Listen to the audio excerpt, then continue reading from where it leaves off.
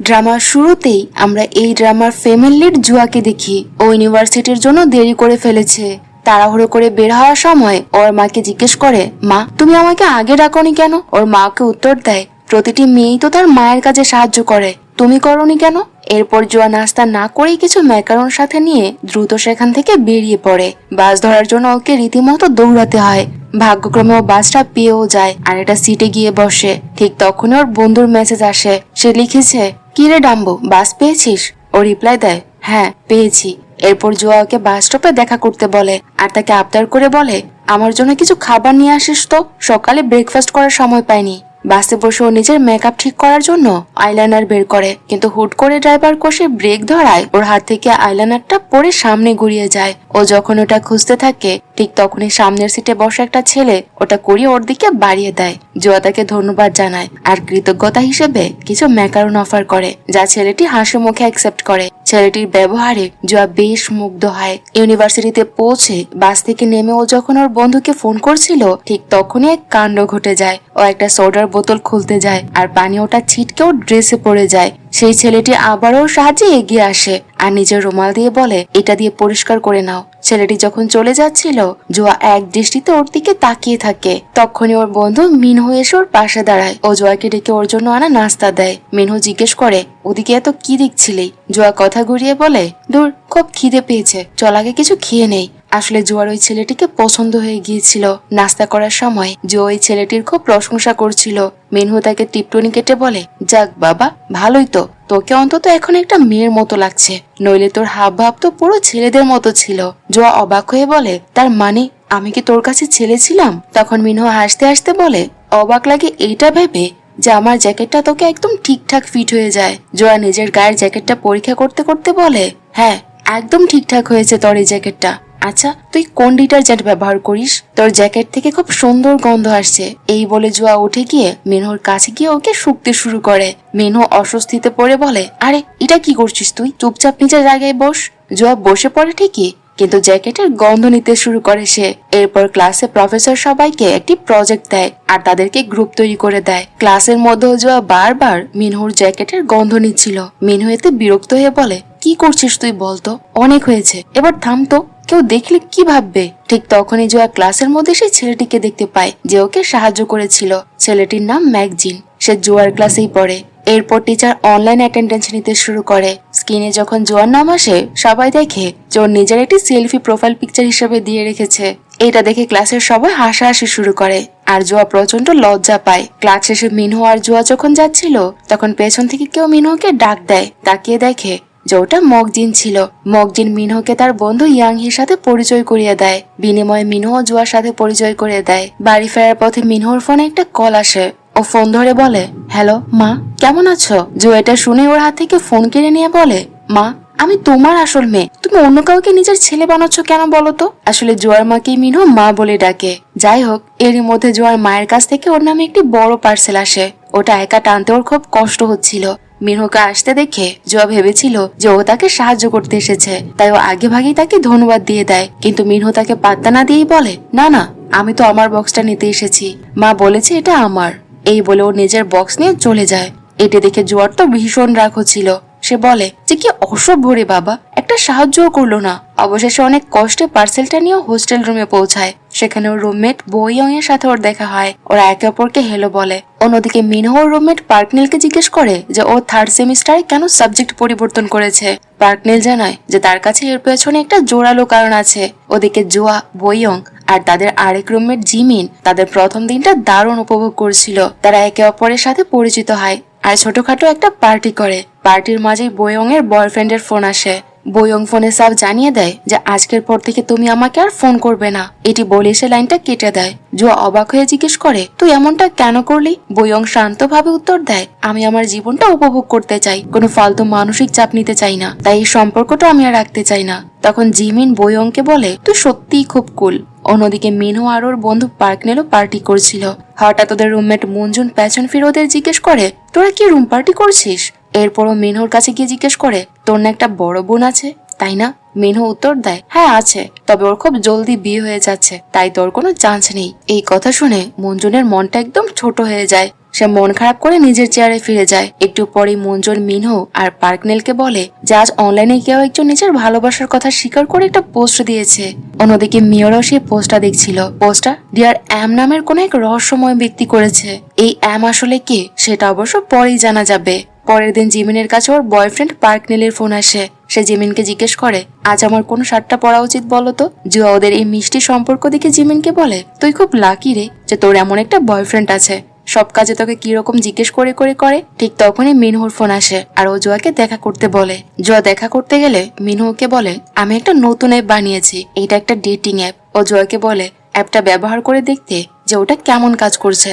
মিনহু আরো যোগ করে যে এই অ্যাপের মাধ্যমে তুই তোর পছন্দ মতো মানুষের সাথে আলাপ করতে পারবি আর তাদের সাথে ডেটেও যেতে পারবি।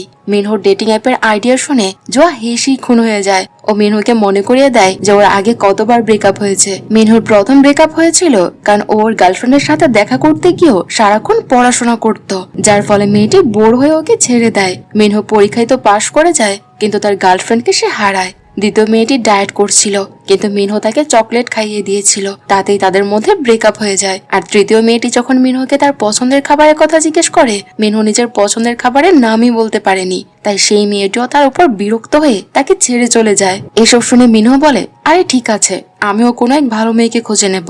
জো অ্যাপটা ব্যবহার করে বলে, বা অ্যাপটা তো বেশ ভালোই কাজ করছে। পরের সিনে দেখা যায় জো আর মকজিন একসাথে লাঞ্চ করছে। আসলে মিনহু সে অ্যাপের মাধ্যমেই ওরা একে অপরের পার্টনার হয়েছে। মকজিনের সাথে সময় কাটিয়ে জোয়া খুব খুশি হয়। যাওয়ার সময় মকজিন জোয়াকে একটা ড্রিঙ্ক দেয় আর খুব মিষ্টি করে কথা বলে। জোয়ার এই সবকিছু খুব ভালো লাগছিল কারণ আজ পর্যন্ত কোনো ছেলে ওর সাথে এত সুন্দর করে কথা বলেনি। এদিকে মিনহু দেখতে পায় জোয়ার অ্যাপটা বেশ ভালোই সাড়া ফেলেছে এবং প্রচুর মানুষ এটা ডাউনলোড করছে। অন্যদিকে জোয়া একটা রেস্টুরেন্টে কাজের জন্য অ্যাপ্লাই করে আর সে কাজটা পেয়েও যায়। ও রেস্টুরেন্টের মালিককে বলে, আমি বিজনেস নিয়ে পড়াশোনা করছি, তাই আপনার ব্যবসায় আমি সাহায্য করতে পারবো। এরপর সবাই মিলে রেস্টুরেন্টে আনন্দ করছিল। মিনহু সবাইকে ওর বন্ধু পাকনুলের সাথে পরিচয় করিয়ে দেয়।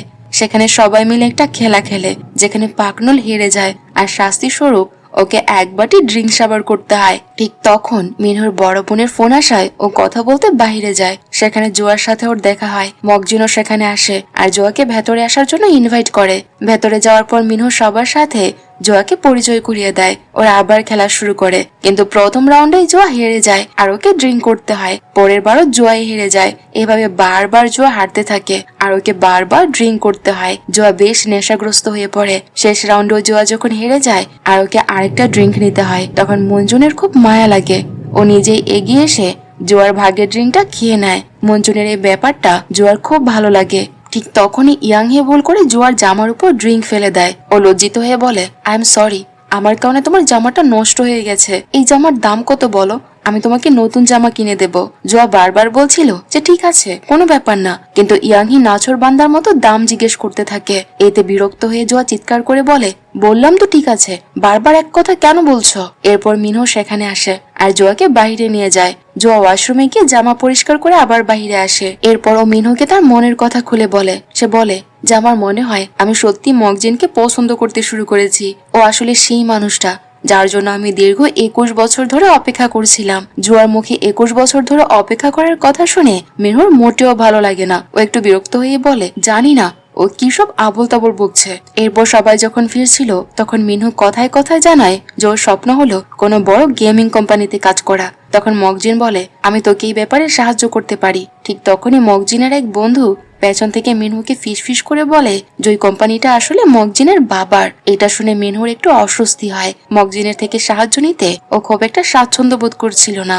পরের সিনে দেখা যায় জোয়া মিনহুর ফোন থেকে মকজিনের নম্বর বের করে নেয়। ও মকজিনের প্রোফাইল ঘেটে তার ছবি দেখতে দেখতে মুগ্ধ হয়ে বলে, ইস, ছেলেটা কি হ্যান্ডসাম। এরপর জোয়া মিনহুকে বলে, জানিস ইয়াংহি মেয়েটাকে আমি একদম বুঝতে পারি না, কেমন যেন অদ্ভুত।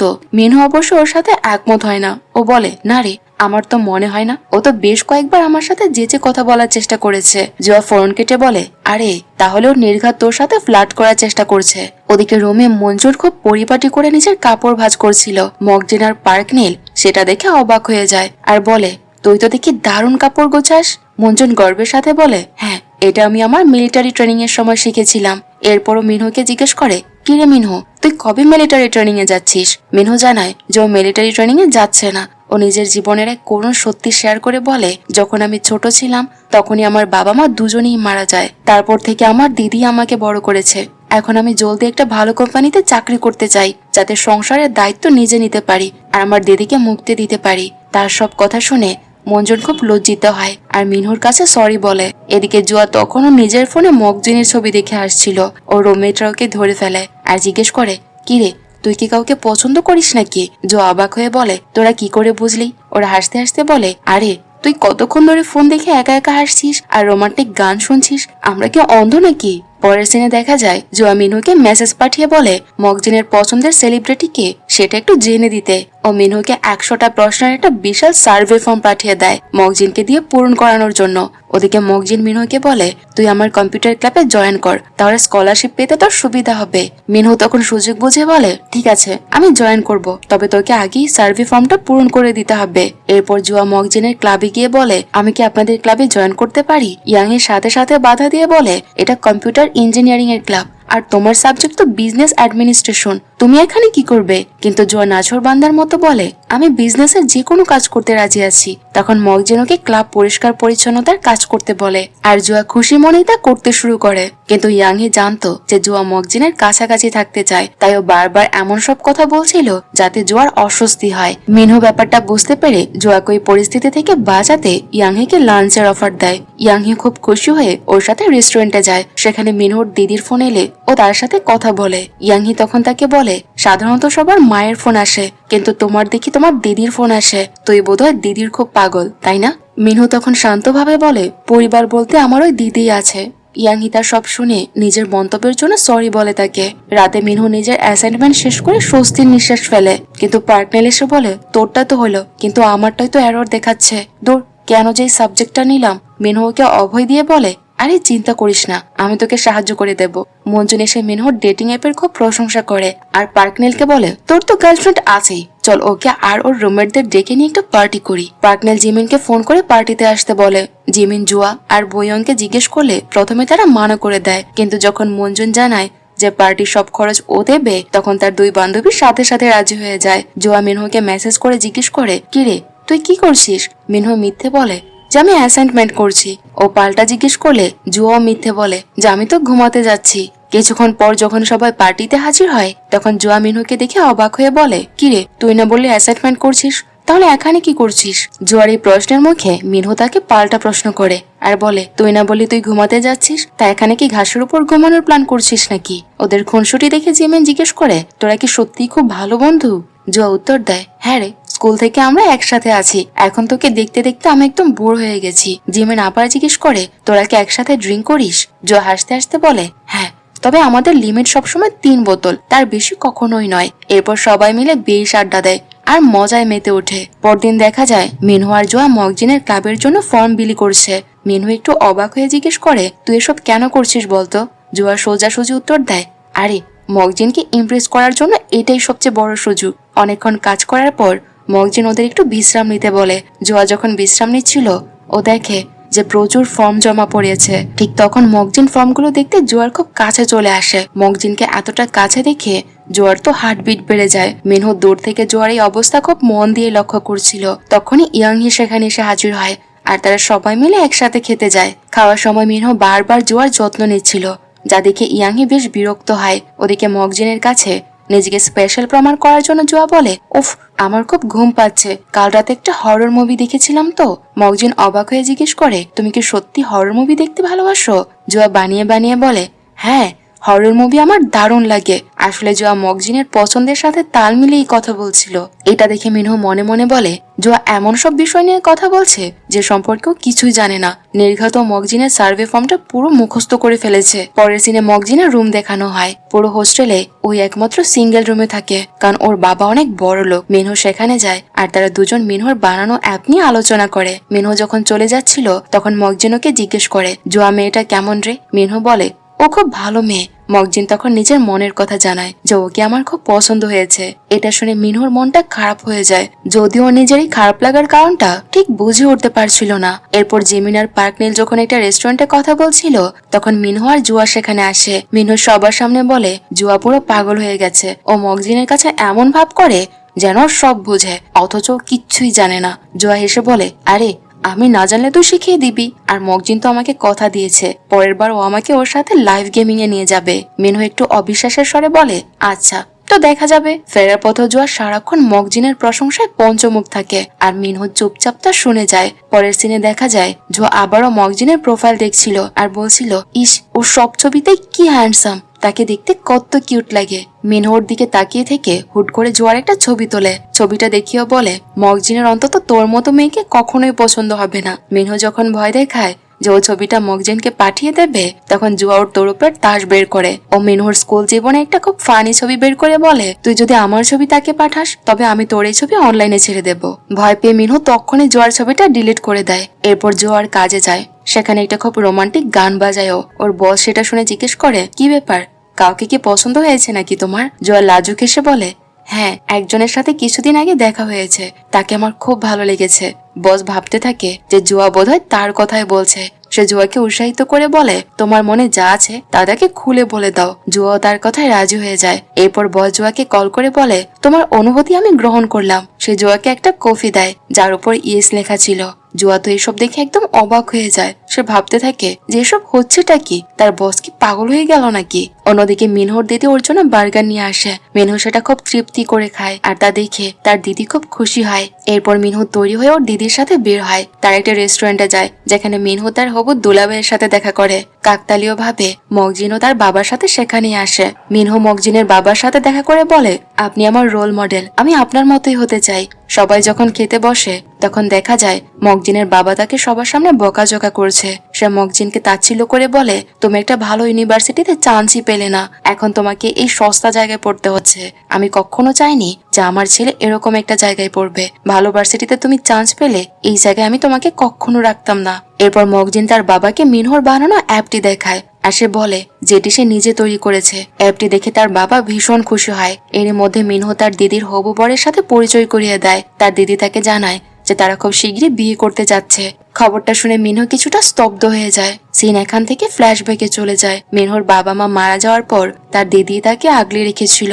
ছোটবেলায় একদিন মিনহু একটি দোকানে বার্গার দেখে খাওয়ার বায়না ধরে, কিন্তু তখন তার দিদির কাছে পর্যাপ্ত টাকা ছিল না বলে সে তাকে বার্গারটি কিনে দিতে পারেনি। তবে সেই রাতেই দিদি অনেক কষ্টে মিনহুর জন্য একটি বার্গার নিয়ে আসে। মিনহু যখন তৃপ্তি করে বার্গারটি খাচ্ছিল, তার দিদি আড়াল থেকে তা দেখে পরম শান্তিতে হাসছিল। সেই স্মৃতি মনে করে মিনহু দিদির বিয়ের ব্যাপারে রাজি হয়ে যায়, কিন্তু তার মন কিছুটা ভারাক্রান্ত থাকে। বাড়ি ফিরে মিনহু তার ব্যাংক অ্যাকাউন্ট চেক করে দেখে যে তার দিদির বিয়ের জাঁকজমকপূর্ণ অনুষ্ঠানের জন্য তার কাছে যথেষ্ট টাকা নেই। অন্যদিকে জুয়া একটি রেস্টুরেন্টে মুনজুন আর বইয়ং এর সাথে বসেছিল।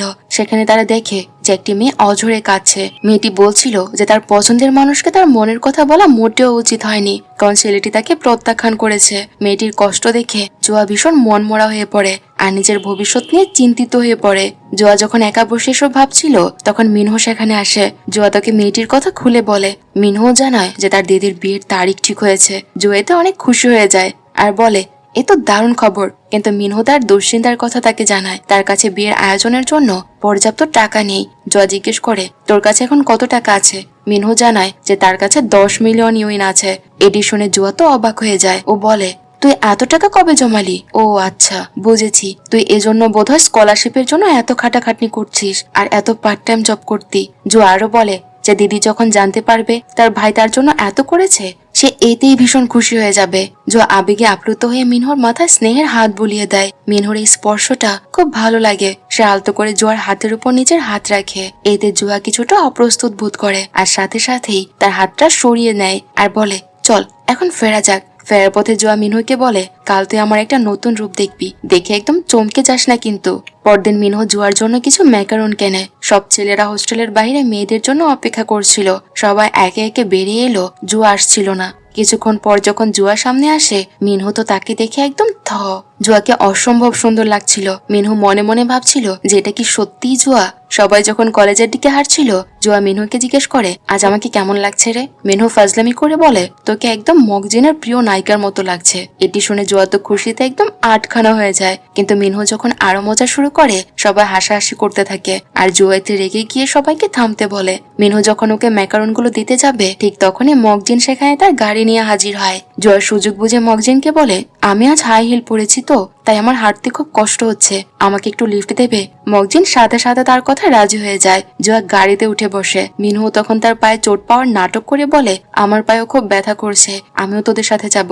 এই বলে ও গাড়িতে উঠে পড়ে। গাড়িতে মকজিন জুয়ার সাজগোজের খুব প্রশংসা করে, যা শুনে জুয়া খুব খুশি হয়। মিনু আবারও ভাবছিল জুয়াকে ম্যাকারনগুলো দেবে, কিন্তু তখনই গাড়িতে মকজিনের আনা ম্যাকারনের এক বিশাল বক্স দেখতে পায়। ওটা দেখে মিনু নিজের ছোট ম্যাকারনের প্যাকেটটা তার নিজের পকেটে লুকিয়ে ফেলে। এরপর সবাই ক্লাসে পৌঁছালে টিচার একটি টাস্ক দেয়। সে বলে, যে আজ তোমাদের একে অপরের ছবি তুলতে হবে, যার ছবি সব থেকে সুন্দর হবে সে বেশি মার্কস পাবে। সবাই ছবি তোলার জন্য বাহিরে যায়। ইয়াংহি মিনহুর কাছে এসে আবদার করে বলে, তুমি কি আমার একটা ছবি তুলে দেবে? মিনহু একটু আমতা করে বলে, আমি তো ভালো ছবি তুলতে পারি না, তবে চেষ্টা করে দেখতে পারি। এরপর মিনহু ইয়াংহির ছবি তুলতে শুরু করে। ইয়াংহিও বেশ ভালো সুন্দর সুন্দর পোজ দিচ্ছিল। কিছুক্ষণ পরও মিনহুকে বলে, এবার আমি তোমার একটা ছবি তুলবো। মিনহু তখন পোজ দেওয়ার বদলে একটা অদ্ভুত হাস্যকর মুখ ভঙ্গি করে রাখে। জুয়া এটা দেখে আড়ালে বলে, উফ, ছেলেটা একটা ভালো পোজ দিতেও শিখেনি। এরপর জুয়া মকজিনের কাছে গিয়ে ওকে ওর তোলা মকজিনের একটা ছবি দেখায়। এটি দেখে মকজিন অবাক হয়ে জিজ্ঞেস করে, তুমি এই ছবিটা কখন তুললে? জুয়া মুচকি এসে বলে, এই তো মাত্রই। মকজিন তখন বলে, ঠিক আছে, এবার আমি তোমার ছবি তুলছি।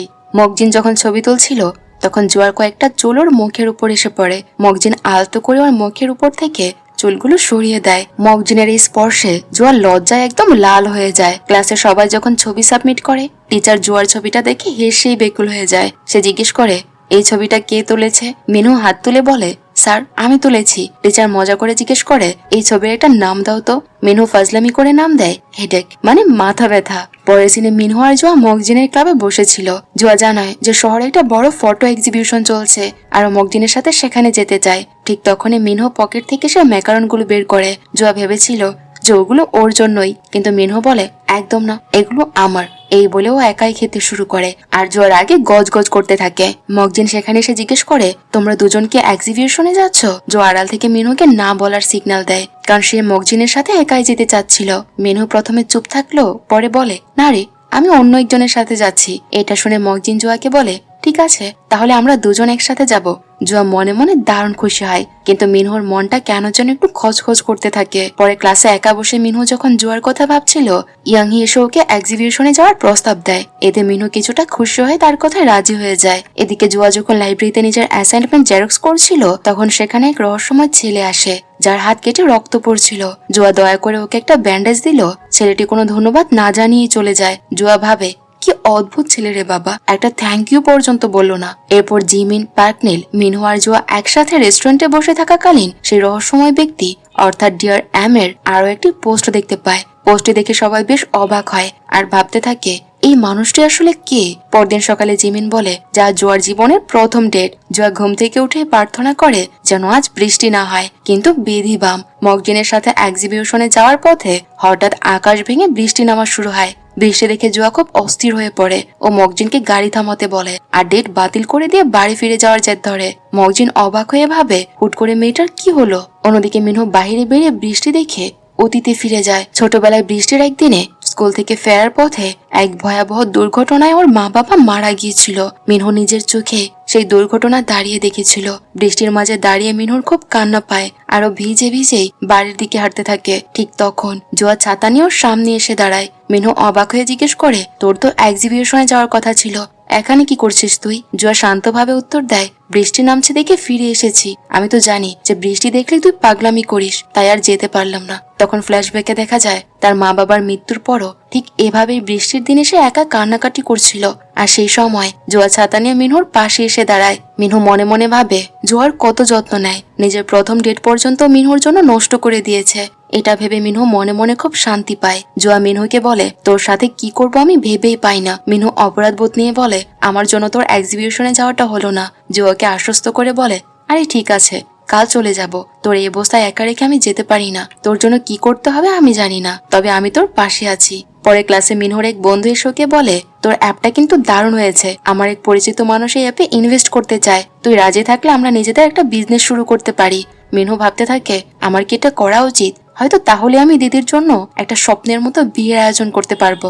মিনহু আবারও নিজের ব্যাংক ব্যালেন্স চেক করে আর দ্বিধায় পড়ে যায়। যে এই ব্যবসায়িক সিদ্ধান্ত কি নেওয়া তার ঠিক হবে। ঠিক তখনই হোস্টেলের ফায়ার অ্যালার্ম বেজে ওঠে আর সবাই আতঙ্কে বাইরে দৌড়াতে থাকে। মিনু হন্যে হয়ে জুয়াকে কল করতে থাকে, কিন্তু ও তার ফোন ধরছিল না। ও বারবার চেষ্টা করেও যখন জুয়াকে বাইরে আসতে দেখে না, তখন ও জীবনের ঝুঁকি নিয়ে ভেতরে যাওয়ার সিদ্ধান্ত নেয়। ঠিক সেই মুহূর্তে জুয়া বাইরে বেরিয়ে আসে। মিনু এক দৃষ্টিতে জুয়ার দিকে তাকিয়ে থাকে আর খেয়াল করে যে পাশে দাঁড়িয়ে থাকা দুটো ছেলে জুয়াকে নিয়ে আজে বাজে কথা বলছে।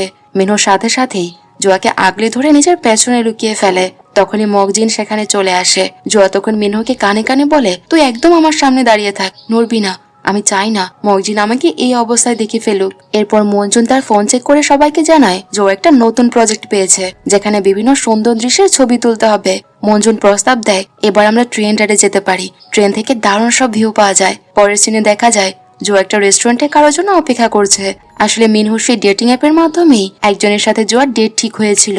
ছেলেটি যখন আসে, জো অবাক হয়ে দেখে যে ওর সেই ছেলেটি যার হাত কেটে জোয়ায় ব্যান্ডেজ দিয়েছিল। ছেলেটি জোয়াকে দেখে খুব খুশি হয়, কিন্তু ঠিক তখনই জোয়ার ফোনে অ্যাসাইনমেন্ট জমা দেওয়ার রিমাইন্ডার আসে। ও ছেলেটিকে বলে সরি আর তাড়াহুড়ো করে সেখান থেকে বেরিয়ে যায়। ছেলেটি অবশ্য মনে করে যে জোয়া বোধহয় ডেট এড়ানোর জন্য অজুহাত দেখাচ্ছে।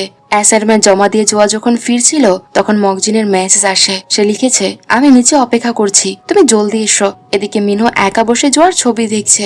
জোয়া মগজিনের গাড়িতে উঠলে মগজিন ওকে কফি দেয় আর গাড়িতে রোমান্টিক গান চালিয়ে দেয়। এরপর ওরা ফটো এক্সিবিশনের উদ্দেশ্যে রওনা হয়। পথে জোয়া মনে মনে ভাবে, অনলাইনে যে ভালোবাসার কথা কনফেস করেছে সে কি মগজিন হতে পারে। পরেক্ষণে ও নিজেকে সামলে নেয় যে না না, এমনটা হওয়া সম্ভব নয়। ওরা এক্সিবিশনে পৌঁছাতেই দেখে সেখানে মিনহু আর ইয়াংহিও হাজির। ওদের দেখে জোয়া বেশ অবাক হয়। জোয়া মগজিনের সাথে খুব খুশি ছিল। ও মিনহুর কাছে গিয়ে ফিসফিস করে বলে, তুই ইয়াংহিকে নিয়ে এখান থেকে জলদি কেটে পড়তো, আমাদের দুজনকে একা থাকতে না দিলে কিন্তু খবর আছে। এরপর জোয়া মগজিনের সাথে বসে বই পড়তে থাকে। ওরা ঠিক করে যে কিছু খাবার অর্ডার করবে, কিন্তু তখনই মিনহু আর ইয়াংহি এসে ওদের ঠিক পাশের কেবিনেই বসে পড়ে। একটু পর মগজিন ঝিমুতে ঝিমুতে ঘুমিয়ে পড়ে। জোয়া পরম আবেশে ওর দিকে তাকিয়ে ওর কাছে যেতে থাকে। ঠিক তখনই মিনহু ওদের ডিস্টার্ব করার জন্য সজোরে চিৎকার করে ওঠে। মিনহু মনে মনে খুব আনন্দ পাচ্ছিল, কারণ সুযোগ পেলেই জোয়ার মগজিনকে আলাদা করার চেষ্টা করছিল। জোয়ার আগে মিনহুর দিকে তাকায়, কিন্তু মগজিনের সামনে নিজেকে সে সামলে নেয়। এরপর মগজিন গাড়ি আনতে যায় আর ইয়াংহি ওয়াশরুমে যায়। জোয়া মিনহুকে তখন ধমক দিয়ে বলে, আমাদের একদম পিছু নিবি না তুই। তারপরও মগজিনের সাথে চলে যায়। ইয়াংহি ফিরে এসে মিনহুকে সেকেন্ড রাউন্ডে কোথাও যাওয়ার কথা বললে মিনহু সরাসরি মানা করে দেয়। অন্যদিকে জোয়া আর মগজিনের একসাথে বেসবল গেম দারুণ এনজয় করছিল। এদিকে রুমে বসে পাকনেল তার কম্পিউটার অ্যাসাইনমেন্ট মেলাতে পারছিল না, আর মিনহু নিজের ভাবনায় ডুবেছিল। ও ভাবছিল যে মগজিন আর জোয়ান নিশ্চয়ই এখন দারুণ মজা করছে, ড্রিঙ্ক করছে। আচ্ছা, ড্রিঙ্ক করার পর যদি ওরা একে অপরকে কিস করে ফেলে, এই চিন্তা মাথায় আসতেই ও হড়বড় করে উঠে তৈরি হতে শুরু করে। পার্কনিল সাহায্য চাইলেও মিনহু বলে, আমি এখন দাঁড়াতে পারবো না রে, খুব ইম্পর্টেন্ট একটা কাজ আছে, আমার এক্ষুনি বের হতে হবে। মিনহু যখন বের হতে যাবে, সে দেখে যে মগজিন আর জোয়া ফিরে আসছে। মগজিন জোয়াকে ছেড়ে মিনহুকে একটু আড়ালে নিয়ে যায়। মগজিন সরাসরি মিনহুকে জিজ্ঞেস করে, কি রে, তুই কি জোয়াকে পছন্দ করিস? মিনহু কোনো উত্তর দেয় না। ও পাল্টা মগজিনকে প্রশ্ন করে, তুই কি জোয়াকে পছন্দ করিস? মগজিন নির্দ্বিধায় বলে, হ্যাঁ, জোয়াকে আমার খুব পছন্দ হয়েছে। এটি বলি সে সেখান থেকে চলে যায়। মগজিন যাওয়ার পর জোয়ার মেসেজ আসে আর মিনহুর সাথে দেখা করতে যায়। মিনহু যখন দেখা করতে যায়, জোয়া ব্যাকুল হয়ে জিজ্ঞেস করে, মগজিন আমার ব্যাপারে তোকে কিছু বলেছে? মিনহু তার মন খারাপ লুকিয়ে হালকা চালে বলে, তেমন বিশেষ কিছু বলেনি, তবে মনে হয়েছে ও তোর উপর বেশ ইমপ্রেসড। এইটা শুনে জোয়া তো খুশিতে আত্মহারা হয়ে যায়। এরপর মিনহু জোয়াকে জিজ্ঞেস করে, তুই আমার ব্যাপারে কি ভাবিস? জোয়া বলে, আরে তুই তো সবসময় আমাকে অনেক সাহায্য করেছিস, তোকে নিয়ে আর ভাবার কি আছে। পরদিন দেখা যায় মিনহুর দিদি ওর জন্য অপেক্ষা করছে। মিনহু আসার পর সে বলে, চল আমাদের বিয়ের কেনাকাটা করতে যেতে হবে। এরপর তারা একটি রেস্টুরেন্টে বসে থাকাকালীন মিনহুর দিদির হবু বরের ফোন আসে। দিদি তাকে ফোনে বলছিল, আমি বিয়ের পেছনে এত টাকা খরচ করতে পারবো না, আর এত দামি বিয়ের পোশাকও কেন আমার পক্ষে সম্ভব নয়। তুমি না বলেছিলে তোমার পরিবার কি মানাবে? এখন কি হলো? মিনহু আড়াল থেকে তাদের সব কথা শুনে ফেলে আর দিদিকে জিজ্ঞেস করে, কি হয়েছে দিদি, টাকার কোনো সমস্যা? দিদি ওকে আশ্বস্ত করে বলে, আরে চিন্তা করিস না, আমি সব সামলে নেব। মিনহু তখন কিছুটা ইমোশনাল হয়ে বলে, তুমি সবসময় বড়দের মতো আচরণ করো কেন দিদি? মাঝে মাঝে নিজের সমস্যাগুলো আমার সাথে শেয়ার করলেও তো পারো, আমাকে একটু সাহায্য করার সুযোগ দাও। আমার খুব অপরাধ বোধ হয়, কারণ আমি আজ পর্যন্ত তোমার জন্য কিছুই করতে পারিনি। এরপর আমরা সেই ছেলেটিকে দেখি যাকে জোয়া সাহায্য করেছিল। সে ডেটিং অ্যাপে নিজের নাম বদলে জোয়ার সাথে নতুন একটি ডেট ফিক্সড করে। জোয়ার রুমমেট বয়ংকে জানায় জোয়া আবার নতুন এক ছেলের সাথে ডেটে যাচ্ছে। ছেলেটি যখন দেখা করতে আসে, ও মাথায় ক্যাপ পরেছিল, তাই জোয়াকে চিনতে পারেনি। আসলে এটি সেই ছেলেই যাকে জুয়া আগের বার অ্যাসাইনমেন্টের দোহাই দিয়ে মাঝপথে ফেলে চলে গিয়েছিল। ছেলেটি মনে মনে হাসে আর ভাবতে থাকে, ও দেখে আমাকে চিনতেই পারেনি। এরপর সে জুয়াকে বলে, কলেজের কাছে একটা নতুন রেস্টুরেন্ট খুলেছে, চলো আমরা সেখানেই আড্ডা দেব। জুয়া তার কথায় রাজি হয়ে তার সাথে রওনা দেয়। এদিকে মিনহু জানতে পারে যে জুয়া আজ অন্য এক ছেলের সাথে ডেটে গেছে। ও যখন ছেলেটির আইডি চেক করে তখন সে দেখে যে ছেলেটি তার নাম পরিবর্তন করেছে। এতে মিনহুর মনে কিছুটা খটকা লাগে, কিন্তু ও সেই বিষয়টাকে তেমন একটা পাত্তা দেয় না। ঠিক তখনই মঞ্জুন মিনহুকে বলে, তোর অ্যাপটা ভালো কাজ করছে, কিন্তু আজকাল চারপাশে অপরাধ আর হয়রানি অনেক বেড়ে গেছে, তাই মেয়েদের নিরাপত্তার জন্য অ্যাপে কিছু সেফটি এলিমেন্ট যোগ করা উচিত। তার এই কথা শুনেই মিনহুর মাথায় জুয়ার কথা আসে আর ও হন্যে হয়ে জুয়ার সাথে দেখা করতে বেরিয়ে পড়ে। ও জুয়াকে বারবার কল দিল, জুয়া তার ফোন ধরছিল না। এতে মিনহুর দুশ্চিন্তা আরো বেড়ে যায়। ও ক্যাম্পাসের সব জায়গায় জুয়াকে খোঁজে, কিন্তু কোথাও সে তাকে খুঁজে পায় না। অন্যদিকে জুয়া হাঁটতে হাঁটতে ছেলেটিকে জিজ্ঞেস করে, তোমার রেস্টুরেন্ট আর কত দূরে? ছেলেটি তখন তাচ্ছিল্যের সুরে বলে, এই নির্জন জায়গায় আবার রেস্টুরেন্ট কোথায় পাবে তুমি? জুয়া তখনই ওকে চিনে ফেলে আর ভয় একদম আঁতকে ওঠে আর বলে, তুমি কি সেই ছেলে নও যাকে আমি ব্যান্ডেজ দিয়েছিলাম? ছেলেটি তখন এক শয়তানি হাসি এসে বলে, ও অবশেষে তাহলে তুমি আমাকে চিনতে পেরেছ। আর এই সিনের মধ্য দিয়েই এই পর্বটি শেষ হয়ে যায়। তো এর পরের পর্বে তাদের সাথে কি হতে চলেছে তাই জানতে হলে অবশ্যই আমাদের চ্যানেলে চোখ রাখতে হবে। ভিডিওটি যদি ভালো লাগে তাহলে প্লিজ লাইক দিতে ভুলবে না, আর আমার চ্যানেলটি সাবস্ক্রাইব করা না থাকলে অবশ্যই সাবস্ক্রাইব করে দেবে। দেখা হচ্ছে পরবর্তী কোনো, সেই পর্যন্ত সবাই ভালো থেকো আর সুস্থ থেকো।